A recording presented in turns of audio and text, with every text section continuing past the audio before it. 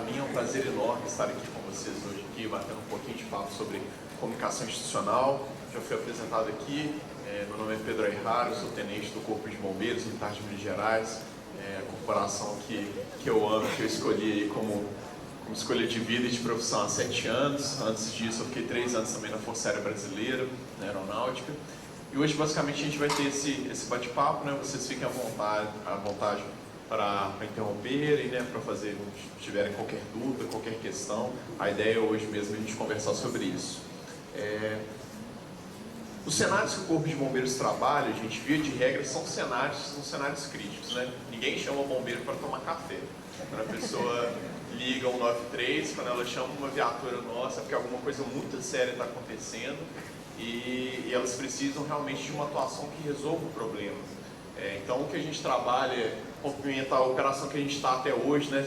Amanhã eu estou voltando para Belo Horizonte e segunda já estarei em Brumadinho novamente. É o rompimento da barragem Brumadinho. Dia 25 agora nós completamos 6 meses ininterruptos de operação. Então desde o dia 25 de janeiro a gente não parou a operação nenhum dia, com frio, com sol, com chuva, nas melhores ou nas piores condições, continuamos lá. Não só isso, né? O massacre da creche de gente inocente em Janaúba, quando a gente teve aquele atentado, que infelizmente, né, várias crianças e professores acabaram falecendo, rompimento da barragem Mariana. Em termos de cenário nacional, né, a gente teve só esse ano, né, incêndio no CT do Flamengo, no ano passado a gente teve incêndio no Museu Nacional, Botkiss, voo da TAM, enchentes na região serrana. Então, via de regra, quando a gente é acionado por alguma ocorrência, os cenários que a gente enfrenta, eles são esses daqui, como em Mariana, ou então são esses, né, cenário de incêndio em grandes e médias edificações, cenários de enchentes também, inundações. Isso é muito comum nas grandes cidades, né? Não sei qual é a realidade aqui de Goiânia, mas pelo menos em Belo Horizonte, infelizmente, anualmente nós temos morte de pessoas que são vitimadas pelas situações de enchentes, desabamento e colapso de estruturas. Então tudo a gente se enfrenta.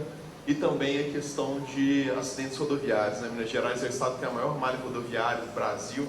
Então esse tipo de acidente, vítima presas ferragens, pessoas sendo atropeladas, em colisões, abarroamento de carros, de veículos, de cargas, isso é o tempo todo.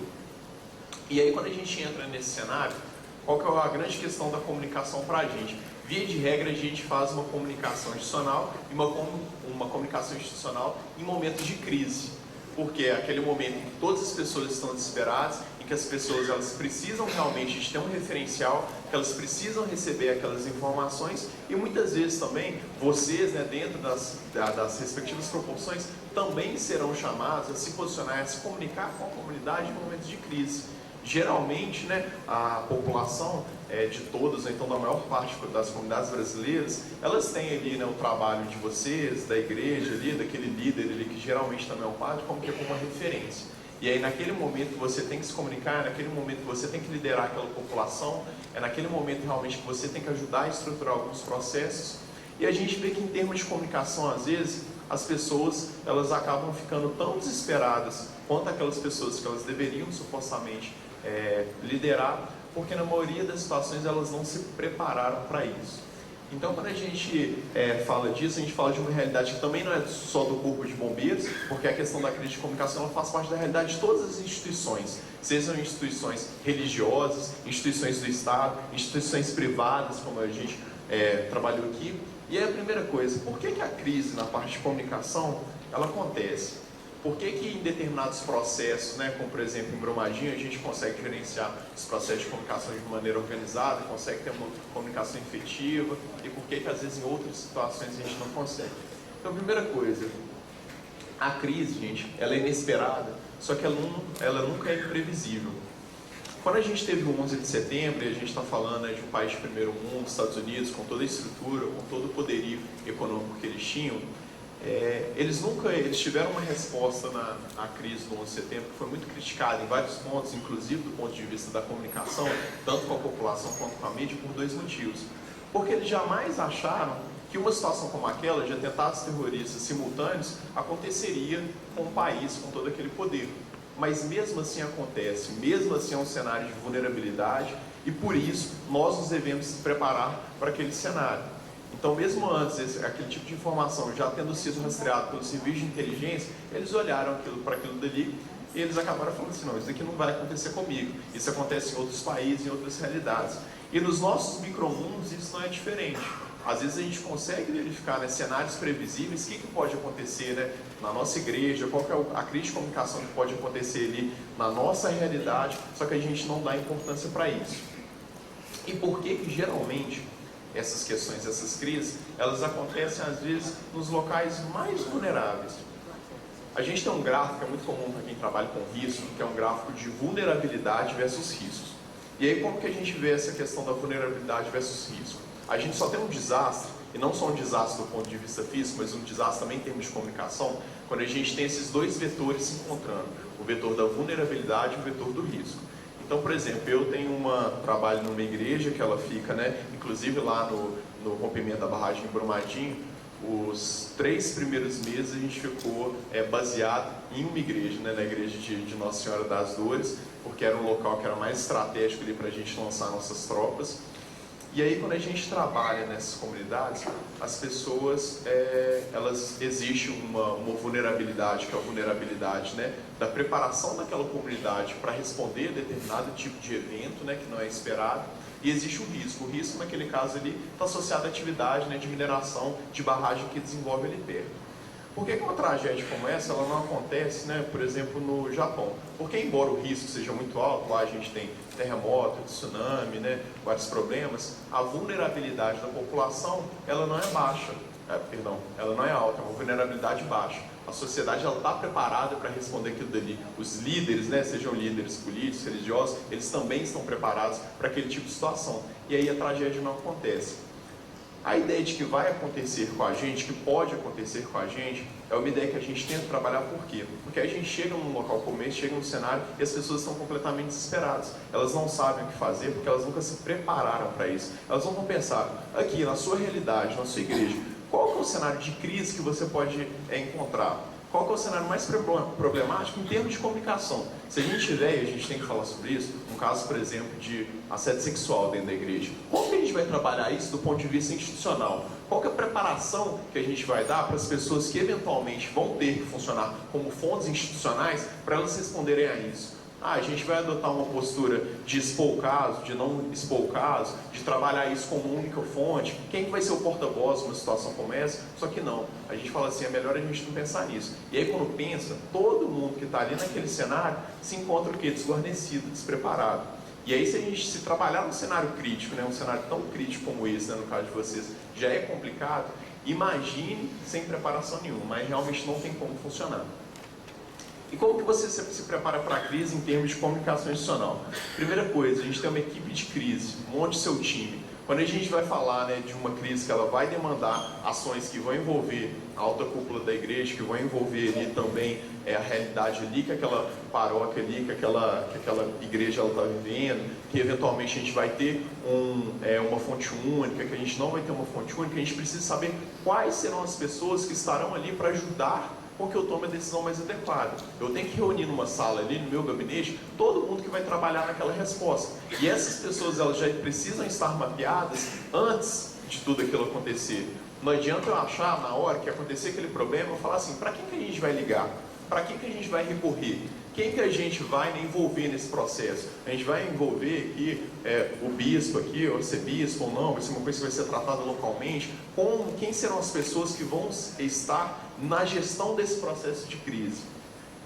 A ideia de todo mundo se submeter ao time de crise é lógica, eu estou dentro de uma estrutura militar, uma estrutura altamente hierarquizada. Com a igreja também não é diferente, a gente também é uma estrutura hierarquizada, né? As duas noções, historicamente, que elas se desenvolvem, né, da própria constituição dos exércitos, elas estão bem associadas a essa estrutura, né, que em boa parte ela também foi herdada da igreja.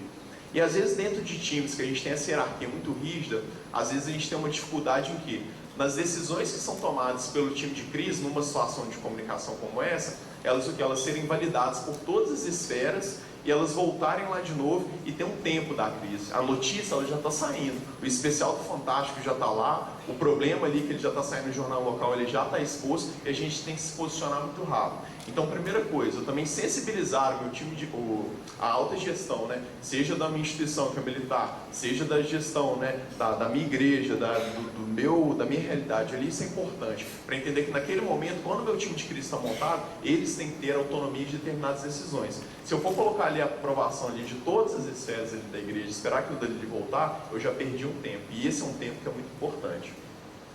A gente tem a ideia de plano de contingência, né? O que a gente vai fazer em determinados cenários.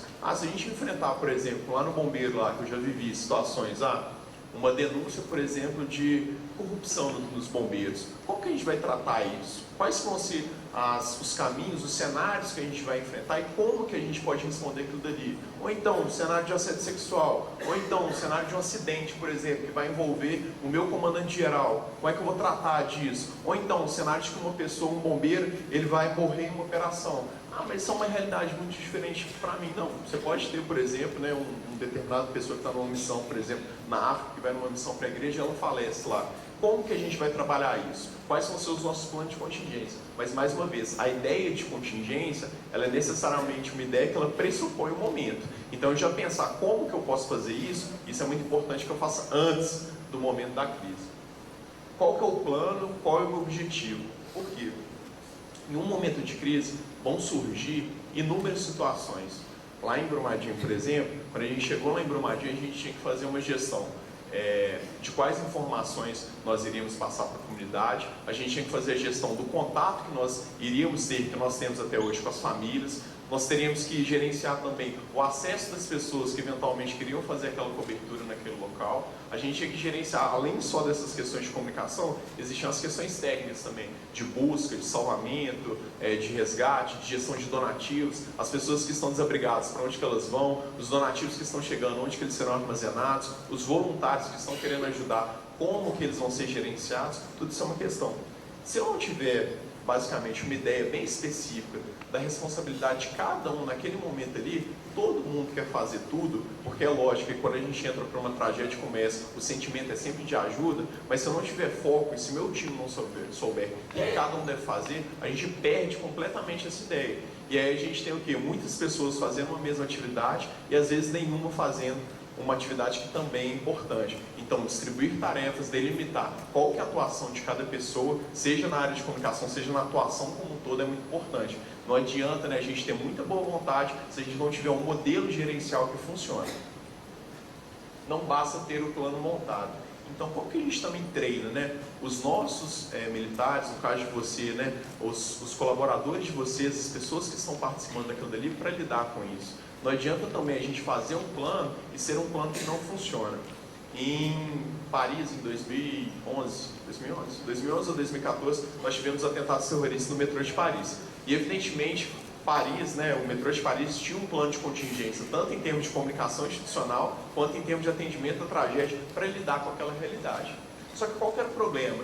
E a gente está falando de Paris, França, né, um cenário de primeiro mundo.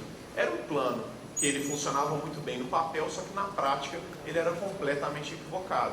Então as pessoas, os condutores, eles perceberam que havia uma movimentação terrorista naquele local, só que eles não conseguiam acionar os condutores, porque no plano de contingência que eles fizeram uma comunicação somente, né, entre os próprios funcionários para os condutores. Não verificaram a possibilidade dos próprios usuários eles vislumbrarem isso. Existia também vários kits de primeiro socorro, só que os kits de primeiro socorro eles estavam trancados na sala de encarregado, então eles não puderam ser utilizados no momento.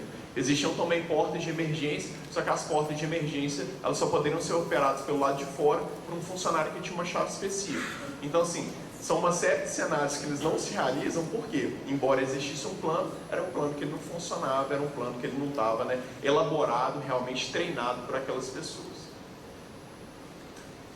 E aí a ideia, em termos de comunicação e também de gestão de crise. Então, a gente coloca essa ideia, né, de venha para a guerra, por quê, né? Quando a gente vai para um cenário de crise, você vai estar lá na comunicação, vai ter que dar aquelas respostas, vai ter que dar aquelas entrevistas, é realmente um cenário caótico. Então, se você não tiver nessa ideia de que você está indo para uma guerra mesmo, né, para um combate em termos de que vai te exigir muito psicologicamente, moralmente, você não vai conseguir, né, sobreviver ao fim disso. Primeiro problema, a procrastinação das decisões, as hard decisions, né? Qual que é o problema disso? A gente tem, dentro do nosso processo de comunicação, tem que tomar uma série de decisões o tempo todo. Então, por exemplo, Brumadinho, a gente recebeu esse problema de um suposto abate de um animal por tiro. Se realmente aconteceu ou não aconteceu, o que a gente vai fazer agora? A gente vai confirmar esse fato, a gente não vai confirmar esse fato? E aí, o que geralmente as pessoas fazem, né? E esse é um contexto que desenvolve no corpo de bombeiros, na igreja, em qualquer lugar, no ambiente organizacional. As pessoas, elas ficam tão, às vezes, assustadas com aquele cenário, que elas não tomam decisão. Elas ficam paralisadas. Elas ficam aguardando, falando assim, não, vamos deixar isso, daqui a pouco o pessoal esquece disso, ou então não, o pessoal não vai falar sobre isso, ou então não, o jornal não vai dessa matéria. Não adianta, gente, a gente precisa tomar essa decisão. E quando você consegue tomar essa decisão de uma maneira ágil, você ganha tempo na implementação disso.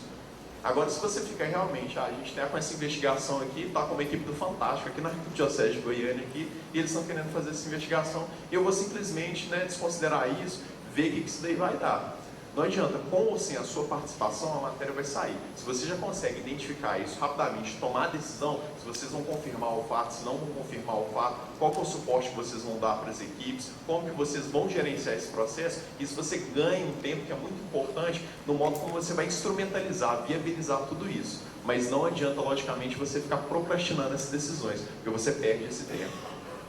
85% dos consumidores, dos clientes, dos cidadãos, do seu pessoal, eles formam a opinião deles nesse momento.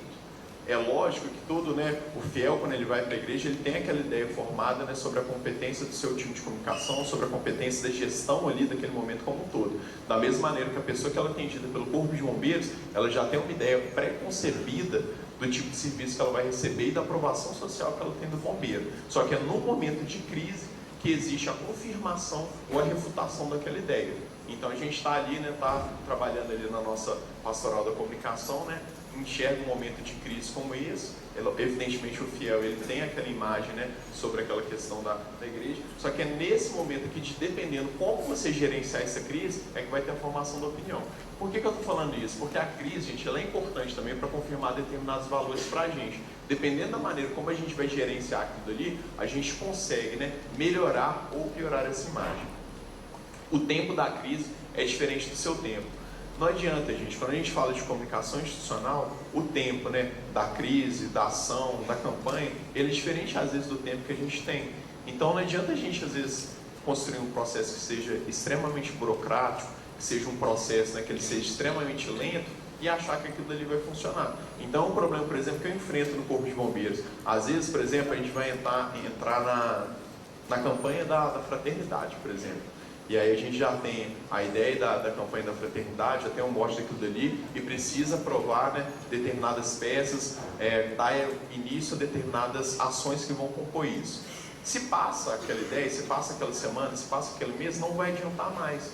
Então já tem que sensibilizar também as pessoas que estão trabalhando comigo do senso de urgência, do senso de tempo, que eu preciso trabalhar com as demandas de comunicação. Porque às vezes a pessoa quer colocar uma demanda de comunicação que tem um tempo próprio, que é o tempo da pauta, o tempo daquele momento, né? O tempo da situação em si, no tempo delas. E aí não vai adiantar. Se o Papa Francisco hoje ele der uma declaração sobre determinado assunto, você pode aproveitar isso para gerar um gancho para outra situação. Então o Papa ele vai falar sobre a importância do casamento. E aí dá uma declaração disso, às vezes você pode aproveitar esse gancho que ele deu para realmente fazer um trabalho, né, com seus fiéis, fazer uma campanha, fazer uma reflexão, utilizar aquilo dali como um mote publicitário, né, como um mote de convencer as pessoas. Agora, se você perde o time disso, você vai fazer essa ideia, daqui a 3, 4 semanas, aquilo dali já se perdeu. A memória das pessoas, o consumo de informação nesse tempo, ele é muito rápido. Então, se eu deixar para dar essa entrevista, para tentar vender essa pauta, para sugerir isso daqui a muito tempo, isso daí não vai ser mais eficaz como seria se eu tivesse feito isso agora. Escutar quem está de fora. Às vezes, quando a gente monta a nossa campanha, aquilo dali para a gente que está inserido aquilo no meio, isso é muito fácil da gente entender. Só que a gente tem que pensar que em processo de comunicação, a gente está falando com um público que a gente conhece e com um público que a gente não conhece. Então, às vezes, a gente está adotando no nosso jornal, na nossa TV, no nosso rádio, na nossa comunicação por escrito, uma linguagem, às vezes, que não é adequada àquele público com o qual eu estou me comunicando. E esse é um erro que é muito comum lá no bombeiro, por exemplo. Às vezes a gente vai dar entrevista, né, no jornal local de lá, no MG1, e o botijão de gás, ele não explode. O que acontece é que quando a gente tem um vazamento do gás para o ambiente, todo aquele ambiente ele fica numa concentração muito alta de gás, você tem uma diferença de pressão, então todo o ambiente ali você tem uma inflamabilidade generalizada, mas o botijão em si ele não explode. E agora vocês imaginem o seguinte, se eu chegasse, eu falasse lá para a pessoa que está assistindo, para a dona de casa, para o dono de casa, falar assim, não, na verdade não é que o botijão de gás explode, é que o que acontece é pela concentração de gás, pela diferença do limite de inflamabilidade, que você tem uma diferença de pressão, aí você vai ter um momento de expansão dos gases, isso vai gerar uma coisa semelhante a uma explosão, não vai atingir, pessoal. E na mesma maneira, para vocês não é diferente.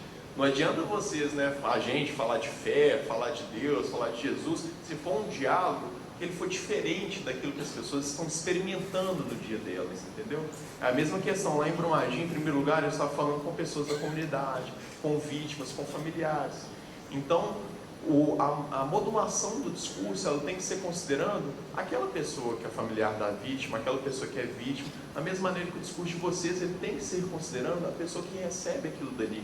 E na maioria das vezes, a gente faz o discurso que é autocentrado, pensando na nossa análise, pensando na nossa perspectiva. E às vezes a gente conseguir quebrar isso daí é um pouco difícil. A gente sair desses standards, sair dessa comunicação viciada, dessa comunicação que não atinge, que não agrega, que não abraça a pessoa que está recebendo. Conhecer as pessoas, né? Ou seja, harmonia e integração, e conhecer o comportamento das mídias. Então as mídias, gente, elas têm comportamentos muito diferentes. Se eu estou trabalhando, por exemplo, com comunicação, né, da minha paróquia ali, da minha igreja, da minha iniciativa ali, e eu estou trabalhando, por exemplo, com as redes sociais, eu vou ter uma linguagem, um discurso, uma abordagem diferente do que eu vou ter, por exemplo, numa TV, num rádio. Então esses comportamentos é interessante vocês sensibilizarem também as pessoas que muitas vezes não vão entender isso. Então, vocês com certeza aí acompanham aí pelo Twitter, aí, pelo Facebook, uma série de padres aí que às vezes eles adotam uma comunicação no momento que eles estão nas redes sociais, às vezes uma comunicação fluida, mais divertida, mais leve. E não estou falando que isso é certo ou errado, mas estou falando assim, a gente pensar como que a gente tem que adaptar essa comunicação, às vezes para a gente conseguir atingir um público mais jovem, um público que às vezes só consome esse tipo de rede social, isso também é importante. É aquela ideia, como que essas pessoas se comunicam? Então será que o mesmo tom que eu adoto na minha comunicação, no meu jornal, então uma entrevista, é o tom que eu tenho que adotar no Facebook da minha paróquia, então no Instagram da minha paróquia? Será que se eu fizer uma coisa mais divertida, mais leve, será que eu vou agregar mais as pessoas? As pessoas que consomem esse tipo de rede social, o que será que elas estão querendo? Será que elas estão querendo uma informação, né, de um ponto de vista mais sisudo, mais sério? Será que elas estão querendo alguma coisa mais leve? Essas perguntas, elas ajudam muito a gente a pensar por onde que a gente pode levar a nossa comunicação social, com quem você conversa atualmente e com quem você está querendo conversar. Esse case Quitandinha aqui, gente, ele é um case que ele é emblemático. Quitandinha, para quem não conhece, é um bar de... Tem alguém de São Paulo aqui? Quitandinha, ele é um bar lá em São Paulo. E aí aconteceu uma situação que uma cliente do bar, ela foi lá àquele bar, e aí ela estava lá sentada com as amigas dela no bar, e aí começou, né, duas pessoas ali, né, que eram também frequentadores do bar, a serem extremamente inconvenientes ali, né. E aí elas chamaram o garçom, né, o garçom, ao invés de tomar alguma atitude, né, ele não fez nada e achou que aquilo ali tudo normal. E aí qual que é a questão disso, gente? Ao invés do bar aqui, ele adotar uma postura realmente, chegar e falar assim, olha, que lamentável que essa situação aconteceu, né? Como que a gente poderia ter tratado esse processo melhor? A gente não compactua com esse tipo de situação, mas é uma reflexão que a gente tem que pensar, né? Como que o machismo está presente na nossa sociedade, né? Como que essa questão da objetificação dos corpos está presente? Ao invés deles utilizarem essa situação, né, com uma abordagem para um gancho que poderia ser até um gancho positivo ali para o bar, qual que foi a postura deles, né?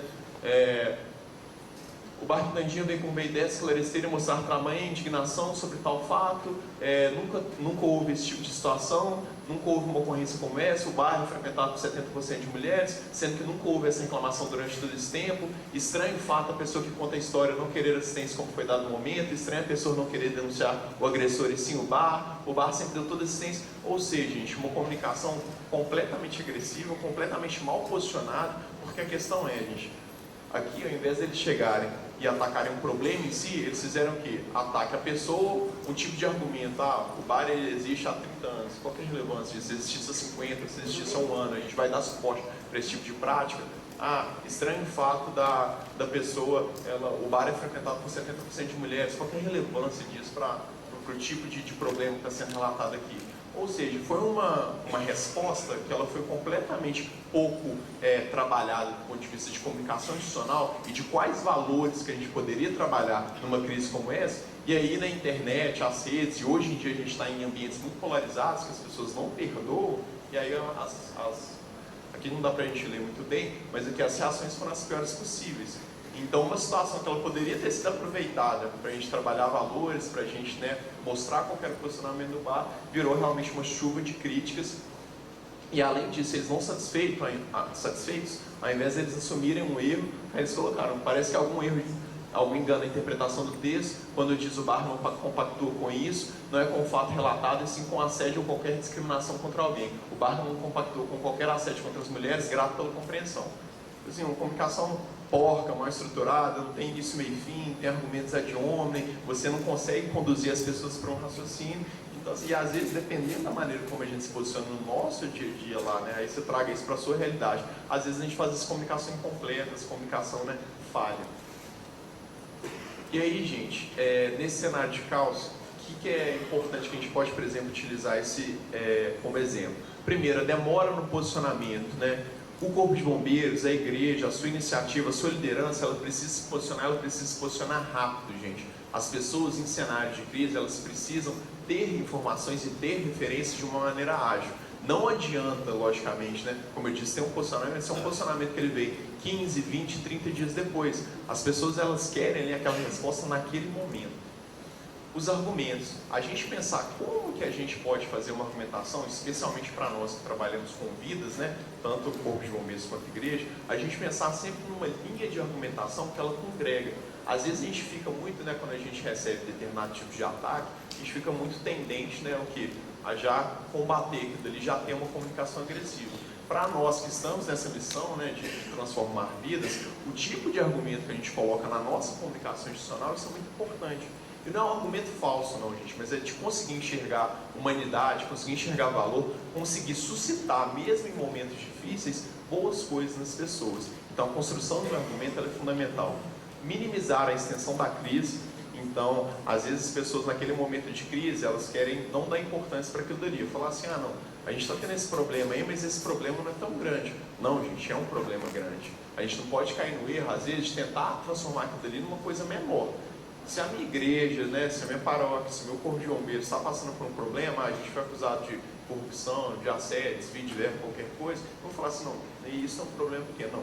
Isso é um problema e a gente está trabalhando dessa maneira. O corpo de bombeiros, a atitude que nós iremos tomar vai ser essa e essa, o nosso posicionamento é esse, e é ser claro, ser assertivo em relação a isso. Foco interno e externo da gestão, a gente pensar em como que a gente pode também sempre trazer o conhecimento de qual é a percepção que as pessoas de fora estão tendo da nossa comunicação. Você lá com o seu jornal, lá na sua paróquia, lá, qual está sendo o feedback do pessoal? Qual é que eles estão enxergando? É uma coisa que envolve, é uma coisa que atinge, é uma coisa que não está atingindo? Porque não adianta, gente, a gente tem um ótimo meio de comunicação, alguma coisa que é muito bem construída, só que as pessoas elas não estão gostando daquilo dali. Em primeiro lugar, a comunicação tem que ser eficaz. Então, às vezes, não adianta ter um processo de comunicação que ele é excelente, só que ele não envolve aquela pessoa. Da mesma maneira que quando eu vou conversar lá em Córrego do Feijão, lá com os familiares, eu adoto uma linha de discurso, um vocabulário, uma linguagem, um intuito, que é diferente, por exemplo, de quando eu venho dar uma palestra aqui. Esse tipo de percepção, vocês também têm que ter nas construções. E não se posicionar também um posicionamento. Compreenda que os tempos são outros. Por que eu falo sobre isso? Às vezes a gente tem muito aquela ideia, e nesse ponto de comunicação institucional, o corpo de bombeiros, a igreja, principalmente a igreja, às vezes tem vários assuntos que antes eram assuntos que não eram trabalhados né, pela igreja, que não eram pontos a serem enfrentados, né? E aí a gente poderia citar 1 milhão de exemplos.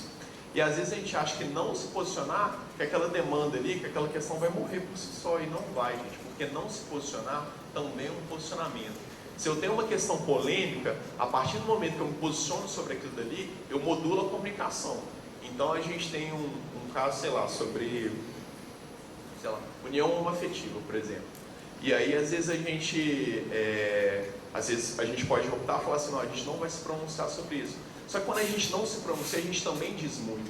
E a pessoa que está recebendo essa comunicação, todo mundo tem essa percepção também. E qual que é o problema, gente? Quando a gente não se posiciona e a gente não tem a oportunidade de falar qual que é a nossa perspectiva, a gente deixa o quê? Essa perspectiva para ela ser construída pela especulação do outro.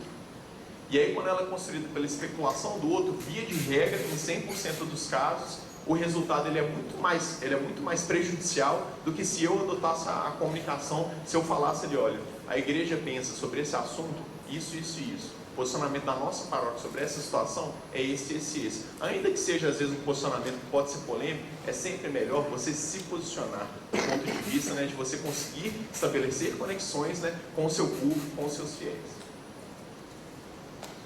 E aí a gente já falando sobre uma coisa que ela é muito semelhante, tanto na atividade do Corpo de Bombeiros quanto na atividade da igreja, que é a seguinte, gente. Qual que é o nosso principal ativo? Qual que é o principal ativo do Corpo de Bombeiros e qual que é o principal ativo de vocês? Vocês estão pensando? Nosso principal ativo, gente, é a confiança. A confiança que as pessoas têm na instituição do Corpo de Bombeiros e a confiança que as pessoas têm na igreja é uma confiança que nenhum outro órgão, nenhuma outra instituição, ela consegue atingir esse patamar. E por que eu estou falando que o nosso principal ativo é a confiança? Porque quando nós trabalhamos com confiança, o tipo de demanda, o nosso tipo de ação, ele se desenvolve de uma maneira diferente. Essa foto aqui é uma foto de uma situação real que aconteceu e ela foi de um resgate que nós fizemos lá em Brumadinho. E aí a gente estava mais ou menos no início da operação, a operação ainda estava, né, muito difícil de ser gerenciada, muitas prioridades, muitas coisas para a gente resolver. E aí veio uma família, nos procurou e disse o seguinte, falou assim, olha, eu gostaria que vocês fossem resgatar um álbum de fotografias e uma imagem de uma santa na nossa casa. E aí, se você for pensar, a gente poderia dar a seguinte resposta para aquela senhora que nos procurou. Falou assim, olha senhora, eu até entendo que a senhora queira a imagem da santa senhora, até entendo que a senhora queira o álbum de fotografias, mas nesse momento a gente está com 1 milhão de prioridades. A gente tem que resgatar vidas, é um local difícil, é um local que a gente só consegue acessar de helicóptero, a casa está ameaçando desabar, está ameaçando colapsar. A gente tem também uma situação que os nossos militares estarão em risco, os nossos militares precisam estar em outras operações, mas por que nós não dissemos não? Por que a gente realmente fez esse resgate, conseguimos devolver isso para aquelas pessoas? Porque naquele momento, gente, quando uma pessoa que teve toda a casa destruída pela lama, que ela às vezes perdeu parentes naquele cenário ali, você recuperar um álbum de fotografias e a imagem de uma santa, não é você recuperar um álbum de fotografias e uma imagem de uma santa. Às vezes você é recuperar o quê? A dignidade daquela pessoa. Às vezes é você recuperar o quê? O direito dela ter memória. Porque aquela casa ali, às vezes é a casa onde ela, né, criou o filho dela, onde ela viu o filho dela andar pela primeira vez, onde ela tinha a horta dela, onde tinha ali o quintal, onde todas as boas memórias delas foram realizadas. Então a gente entender e fazer essa virada de chave, perceber que a nossa atuação, né, que o Corpo de Bombeiros, por exemplo, a atividade não é só de resgatar vidas, mas também de estabelecer confiança, também é uma percepção que vocês têm que ter. Porque às vezes a gente pensa, né, a gente tenta às vezes encaixar isso dentro de uma visão, às vezes que pode ser restrita, e aí quando a gente encaixa isso numa visão restrita, a gente responde não para essa senhora quando ela pede uma atividade como essa. Agora, quando a gente consegue enxergar o valor da nossa atividade, incluindo isso aqui, o valor da comunicação institucional, a gente consegue realmente atingir isso, perceber isso e realizar ações que elas conseguem trabalhar isso nas pessoas. Essa pessoa que foi atendida, com certeza, ela leva o nome do Corpo de Bombeiros, a sensação e a percepção do Corpo de Bombeiros de uma instituição séria, responsável e se preocupa com pessoas e com vidas, o que vai muito além de uma corporação que simplesmente realiza atividades de salvamento, de resgate, de busca. E aí eu pergunto para vocês, o que vocês querem, né, quando vocês ligam para o Corpo de Bombeiros? Começa a pegar fogo aqui na porta, aqui, vocês ligam 93 aqui, o que vocês querem? Ou então vocês estão saindo daqui, vem um acidente rodoviário acontecendo, vocês ligam 93, o que vocês querem?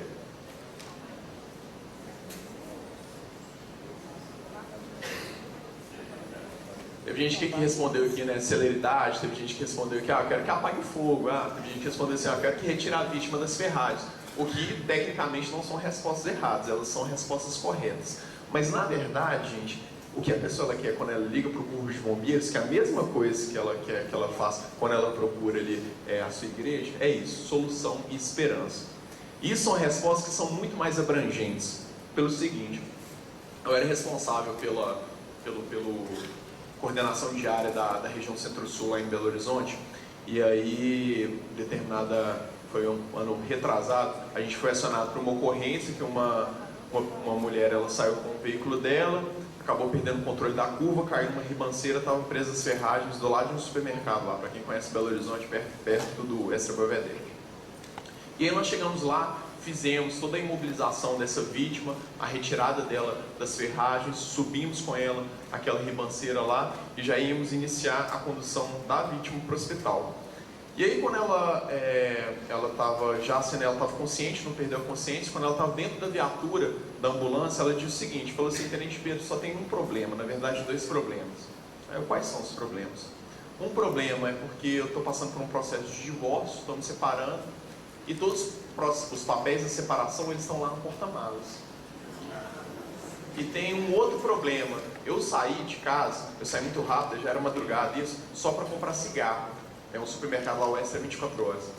Só para comprar cigarro. E aí quando eu saí, eu tranquei meu filho dentro de casa, que era uma coisa que eu ia sair rapidinho, então meu filho está lá na minha casa e ele está trancado. E por que eu estou abordando essa situação, gente?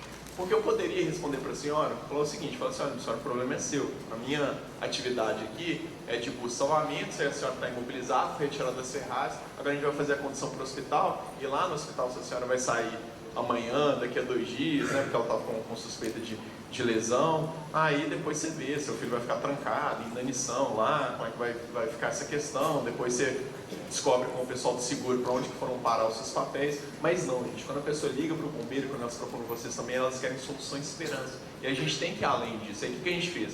Fomos com a equipe, descemos a ribanceira de novo, fomos fazer toda a busca, a retirada daqueles materiais, não tinha só os papéis de separação, né, tinha, sei lá, 7 pares de sapato, uma mala lá, 500 roupas, maquiagem, livro da faculdade, apostila e tal. Eu não estou sendo machista, não, porque de fato tinha tudo isso lá. Dava para ela viver um mês no deserto lá com tudo que estava dentro do carro dela. Retiramos tudo aquilo dali, colocamos em saco, subimos com aquilo dali, né, com aquele tanto de saco de tudo que estava lá dentro do carro dela, era um Fox, eu lembro. E aí chegamos, resolvemos esse problema. Em relação ao outro problema, a gente chegou, pegamos o contato da irmã dela, né? Fizemos contato com a irmã dela, pegamos uma viatura, levamos a chave que estava com ela lá para a irmã dela, para que a irmã dela pudesse passar na casa dela e pegar o sobrinho dela, e aí tudo ficou bem. E aí quando a gente terminou isso, sem nenhum grande trabalho a mais, sem nenhum prejuízo a outras pessoas, a outra atividade, a gente conseguiu apresentar solução e esperança para essa pessoa. E quando você consegue apresentar solução e esperança para outra pessoa, você faz uma virada de chave, tanto na parte de atuação, quanto na parte também de comunicação, que é você conseguir se conectar ao outro. E o que a gente mais precisa, o que a gente mais quer hoje em dia é se sentir conectado ao outro, conectado a uma coisa maior, né? Quando as pessoas elas buscam religião, o que elas querem é isso, é sentir conexão com algo maior, né? Conexão com Deus. E quando a gente apresenta solução e esperança, você consegue alcançar isso, né? Você consegue perceber que existe ali uma igreja, um corpo de bombeiros, uma pessoa, uma guarnição que se importa com você, que realmente coloca a sua demanda como principal prioridade. E na sua realidade? Como que a gente consegue, né, transformar isso, de apresentar solução e esperança? O que você está apresentando aí no seu processo de comunicação e nas suas atividades, né, dentro da igreja, dentro da pastoral? Como que você realiza isso? Isso é um questionamento fundamental. E é o que eu falo, né, a gente tem que ser especializado não em buscas, em salvamentos, em resgates, né? E nem também isso de ser especializado, né, na leitura da Bíblia, de dogmas. A gente tem que ser especializado em pessoas, gente. Entender, né, quais são as demandas das pessoas, o que elas estão precisando naquele momento, como que eu posso me comunicar de maneira a atingir aquilo que elas estão precisando. Que nesse momento aqui, qual que é a demanda dela? Como que eu posso estabelecer uma comunicação que vá atingir isso que está sendo mais presente nela?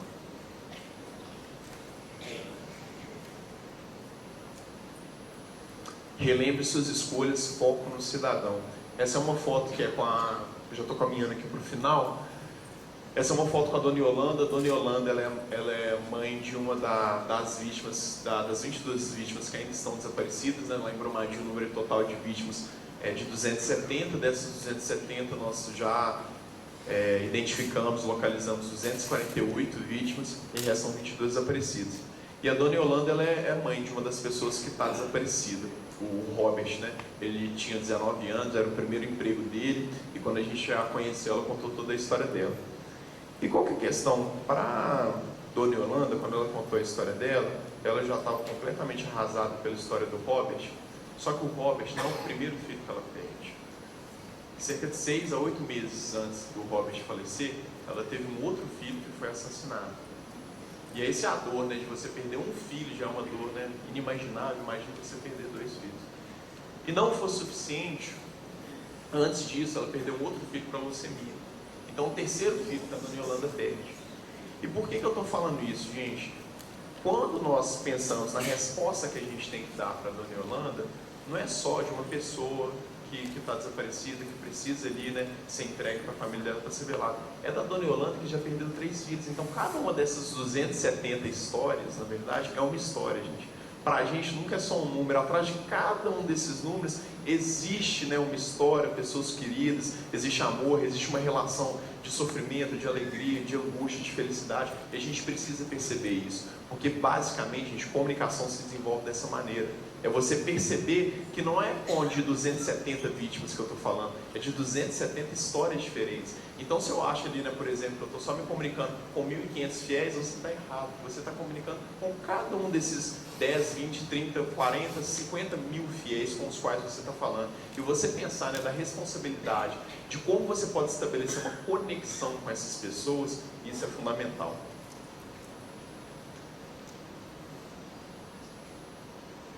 E aí é o que eu falo sobre inspirar pessoas. A nossa atuação ela vai muito além de fazer resgate, da mesma maneira que a atuação de vocês vai muito além daquilo que vocês pensam. Quando a gente estava com 30 dias da tragédia, eu já vou ir rapidinho aqui para não estourar meu tempo. Quando a gente estava com 30 dias de tragédia, muitos veículos de comunicação eles questionavam o seguinte, eles falavam assim: Corpo de Bombeiros, com 30 dias da tragédia, já é matematicamente impossível vocês encontrarem alguém vivo.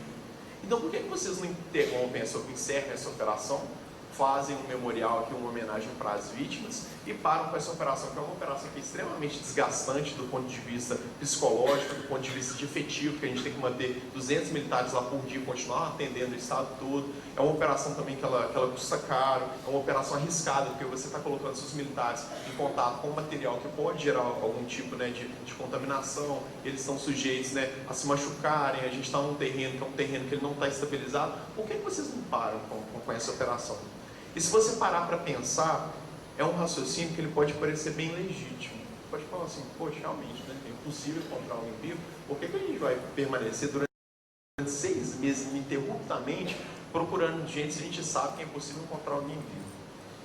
E aí, com 30 dias, eu conheci a mãe de uma das vítimas. E ela me falou o seguinte, falou assim: Pedro, com 30 dias de tragédia, eu sei que é impossível encontrar meu filho vivo. Mas a questão é a seguinte: eu sou mãe. E como mãe, a minha esperança ela é infinita. E aí sabe qual é o problema? Por mais que eu saiba que é impossível encontrá-lo vivo, toda vez que o telefone toca, toda vez que alguém bate na porta, eu acho que pode ser uma notícia sobre o meu filho. Eu acho que por algum motivo muito doido, ele pode ter ficado sem contato, pode ter ficado hospitalizado, ter perdido a memória, ele pode ter se perdido. Então, para mim, enquanto não encontrarem o corpo do meu filho, eu não vou conseguir seguir em frente. Eu não vou conseguir desarrumar a mala dele, não vou conseguir retirar as coisas do quarto dele, porque eu preciso disso. E por que eu estou falando disso? Porque isso tem a ver com comunicação. Porque você só consegue ter uma comunicação efetiva, você só consegue responder esse tipo de questionamento quando você consegue fazer esse exercício de entender a dor do outro.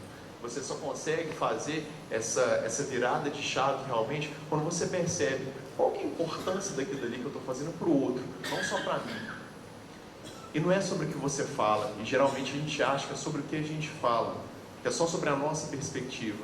É principalmente sobre o que as pessoas precisam ouvir. a gente conseguir fazer a virada de chave, de transformar a comunicação não naquilo que é importante para a gente, mas naquilo que é importante para o outro, só é possível a gente fazer isso quando a gente faz o exercício dessa palavra que é tão difícil, né? Que é empatia. Saber se colocar no lugar do outro, saber entender a dor que aquela pessoa está passando, saber que para aquela pessoa ali, se precisar, se dependesse dela, a gente ficaria procurando a eternidade até a gente achar a resposta para aquela pessoa. E quando você consegue fazer esse exercício na empatia, você consegue achar o ponto da sua comunicação, você consegue achar o que é mais importante. A pessoa, quando ela está com, por exemplo, com 40 dias de tragédia, essa mãe, ela não está querendo saber se ela vai ou se ela não vai receber indenização, qual vai ser o suporte. Ela quer saber se o Corpo de Bombeiros vai continuar lá buscando o filho dela. E aí o meu foco da minha comunicação tem que ser em dar segurança para essa pessoa. Chegar e falar assim, olha só, não é um compromisso na instituição, a gente vai continuar aqui. Quando eu consigo perceber o que é importante para as pessoas, eu consigo tocar nesses pontos por meio da comunicação, que são pontos fundamentais. Aqui, vou pular essa parte do desafio que eu tenho que contar uma outra história. Isso daqui, gente, é algo que a gente distribui todo início e todo final de turno. Todos os dias a gente tem reunião no início e no final do nosso trabalho, né? Todos os dias. E aí essa foto aqui, esse papel, é o papel que ele tem as vítimas que ainda estão desaparecidas. O filho da dona Yolanda é esse daqui, é o Robert, que tinha 19 anos. Por quê? Porque isso daqui, gente, é para todo mundo entender a motivação de estarmos aqui. Para o cara ele não entender, não achar que é só um serviço, que ele só vai para lá, porque ele está buscando, né, só um número, ele está buscando uma história. E todo o meu time lá, seja meu time de operação, meu time de comunicação, meu time de planejamento, a gente tem que ter em mente essas pessoas. E quando a gente consegue enxergar, lembrar para quem a gente está trabalhando, aí a gente consegue fazer um serviço muito bem feito. A gente consegue se conectar a isso daqui. Informação, ela bem gerenciada, ela salva vidas. Informação mal gerenciada maximiza a crise. Um trabalho muito importante de comunicação que a gente faz é o quê? É de relembrar também todos os meus militares e todas as pessoas que estão trabalhando lá o valor do trabalho delas. Só para a gente fechar, quando a gente... Essa questão de valorizar o trabalho, que também é uma atribuição da comunicação, tem um case que eu acho que é muito interessante. Quando a gente chegou em Brumadinho, na verdade em todas as operações como essa, um grande problema que a gente tem é a questão de roupa. Por quê? Você vai ali num rompimento de barragem, você vai com sua mochila, vai com 4 mudas de roupa, no primeiro dia você chega, você usou sua primeira muda de roupa, ela está completamente lameada, beleza, você tirou. No segundo dia, operação ininterrupta, né? Você está indo dormir meia-noite, acordar 4 horas da manhã, não tem tempo nem estrutura geralmente para você lavar sua roupa, você vai usar outra muda que você levou. No terceiro dia você usa a terceira muda, no quarto dia você usa a quarta muda e chega no quinto dia, acabou a sua roupa limpa, gente. E aí você vai ter que usar aquela muda de roupa daquele primeiro dia que ela está completamente enlameada, úmida, fedendo, suja, sabe aquela sensação quando você sai aqui, você enfia o pé na poça e dá o seu pé molhado? Imagina que dali no corpo inteiro, e durante 18, 20 horas. E aí a gente teve voluntários que eles se disponibilizaram a lavar as nossas roupas, né? Nas primeiras semanas da tragédia, eles pegavam aquelas roupas ali, lavavam de maneira voluntária, né? Não recebendo nada por isso, entregavam as roupas ali completamente sequinhas, cheirosas e limpinhas. Por que eu estou falando isso? A pessoa que ela trabalha com isso, ela pode significar a tarefa dela de duas formas. Ela pode achar, eu só estou aqui lavando uma roupa, que pode parecer uma atividade ordinária, uma atividade comum, ou ela pode entender o valor que aquilo dali tem num contexto geral. Porque eu sei por experiência própria a diferença que é você no sexto dia, que você já está cansado, estressado, angustiado, você vestir uma roupa, 4 horas da manhã no frio de Brumadinho, uma roupa completamente limpa ou uma roupa completamente molhada, úmida, suja. A motivação da tropa, o ânimo que você vai entrar naquela situação vai ser completamente diferente. Por quê? Porque a pessoa consegue perceber que ela não está lavando uma roupa, ela está ajudando diretamente a salvar as vidas das pessoas ali. Agilizar um processo de busca e de resgate, a trazer conforto para aquelas pessoas. Só que isso, gente, precisa primeiro você ressignificar a sua tarefa e vocês também, nós que somos da comunicação, a gente relembrar e conseguir suscitar isso nas pessoas. Conseguir mostrar a grandeza, a toda a tarefa, a grandiosidade disso para essas pessoas. E aí, gente, para a gente fechar, eu queria passar um vídeo para vocês. Adriano, você tá no esquema aí? Só para a gente realmente mostrar um pouquinho do que acontece lá em Brumadinho, porque eu falo que, em primeiro lugar, o nosso trabalho de comunicação ele é sobretudo para a gente lembrar isso o tempo todo. lembrar, né, porque quem que a gente está ali. Deixa eu ver se o Adriano aqui está lembrando de mim.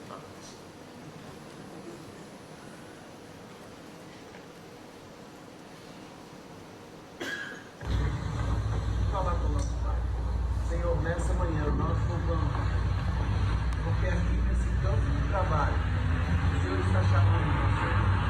Assim como o Senhor chamou Moisés no meio da sarça, se identificou para ele. O Senhor, o seu Espírito Santo, chama cada um de nós.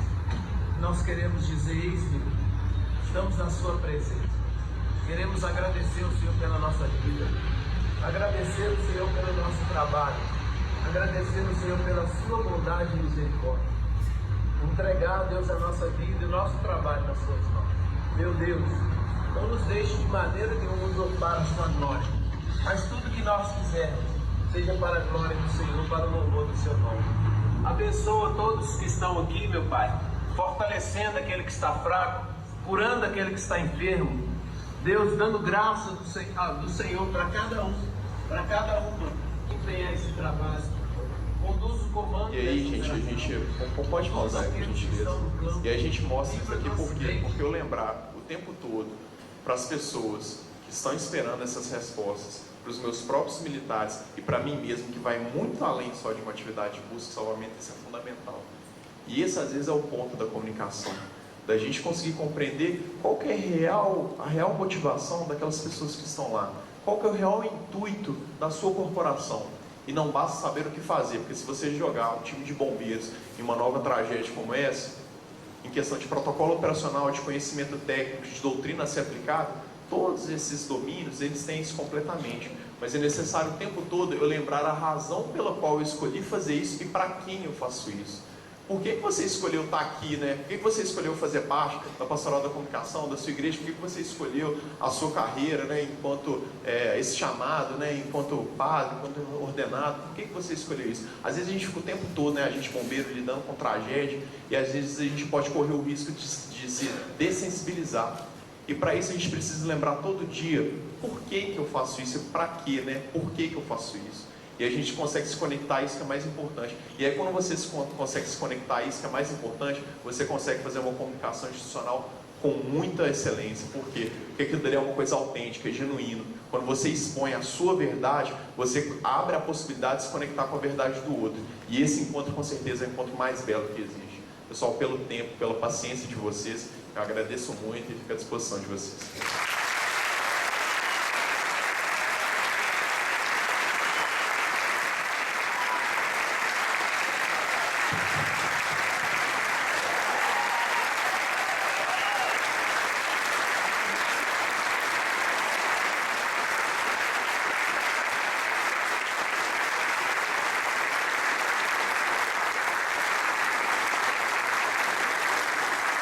Agradecemos ao Tenente Aihara por esta tão importante e brilhante contribuição. Os conhecimentos, aliados à experiência prática, nos ajudam muito a refletir melhor sobre a nossa responsabilidade na comunicação institucional, de modo que a façamos cada vez mais humana. Nosso agradecimento.